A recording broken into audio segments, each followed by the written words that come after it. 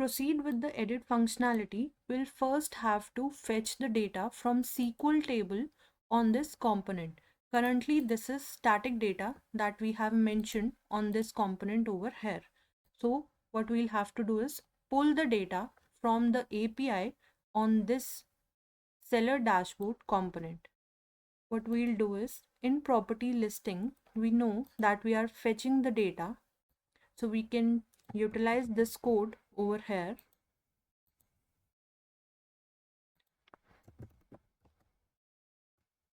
And once I have property listing result through this API, we'll be able to use it and render the TRs over here. So let's utilize this. So let's utilize property listing result, and we are trying to map it for each row in the result. We want to return a TR, and in this TR we'll be defining the columns. So for the first column, that is the serial number over here,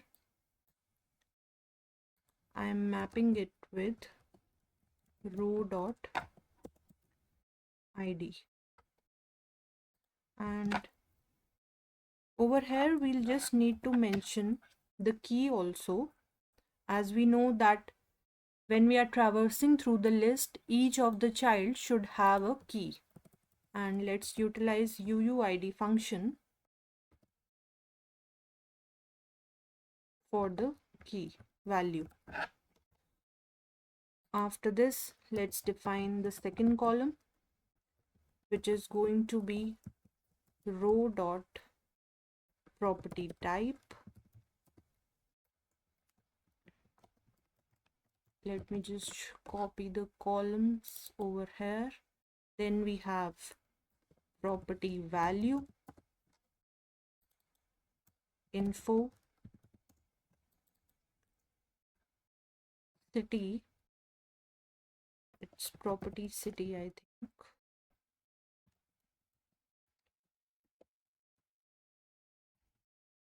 After that is owner contact number,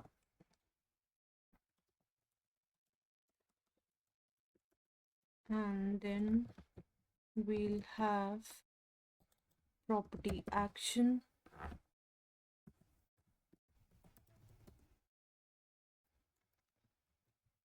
after that we have move in flag. Now for the move in flag, we cannot simply map it like this, because we want to display yes or no under this heading. How do we do that? We can simply have a check over here. If this is true, then display yes, otherwise display no. I think this should be good. Also, the last column is the action column for the button. Then let's have the button also over here. Variant primary, it says edit. I think this is good, but getting of type any, that is fine. Okay. Property listing has to be imported, and use state also has to be imported over here. Same for the use effect. Now we're good. Let me just save it and we'll go to the browser. So you see over here, we are getting all of the data that we have in the table. This data basically, all of the rows are getting mapped on this table. So this is what we have achieved to progress with the edit functionality. This is the button that we'll have to add the implementation for. And if you notice over here on this column, only on those records where we have true value in the table, those are getting displayed as yes, otherwise it is getting displayed as no. So our implementation for the conditional string is working perfectly over here. Now, what we'll do is when I click on edit, I want to open a model pop-up, and that should have the predefined values for the record that I should be able to edit. But first, let's open a model pop-up on the click of this edit button. I'll just do a format document over here. Now over here, I want to define the model pop-up. So let me just import it first from React Bootstrap. And in this model, what we are going to do is first define a header.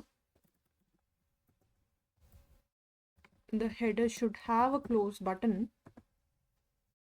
And in the header, we'll just have a title. And title can be edit details. Now, in this model, what we have to do is we have to mention when it should open and when it should close. For that, we'll give the properties. But first of all, let me create a state variable. So here what I'll do is I'll have show model variable, set show model, and use state. The initial value we can give false. Okay, I think this is fine.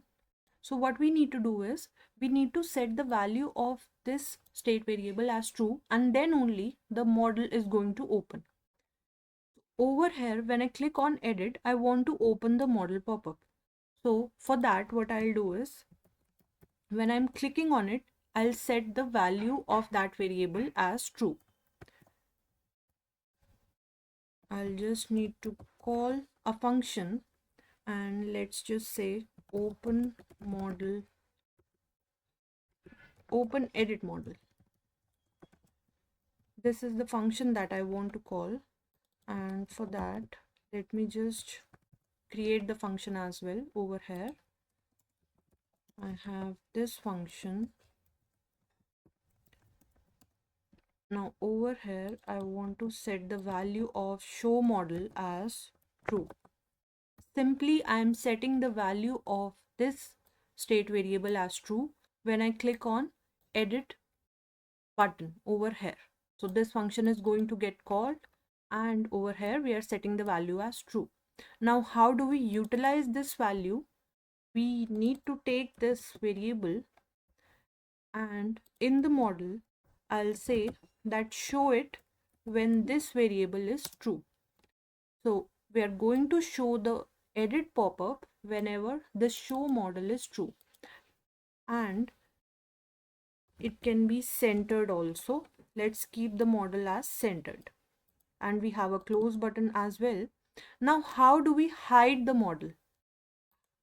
For hiding the model, what we'll do is we'll call another function. So let's define another function, close edit model, and this function has to be defined over here. Simply setting the value of this show model as false.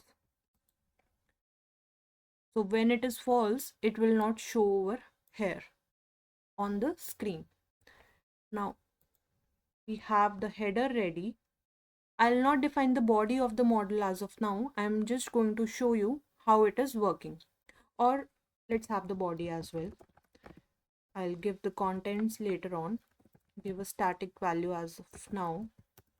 I just want to give it class as dark, and in this body edit pop-up. Just simply giving a static text to show you. Now we'll go to the screen, and over here I'm clicking on edit for this fifth row. As of now it doesn't matter for which row I'm clicking on, but you see that we are able to open the pop-up when I click on this edit button. If I click on close over here, it is closing. And also If I click outside the pop-up, it is closing. So this is the pop-up functionality that we have achieved through this edit button.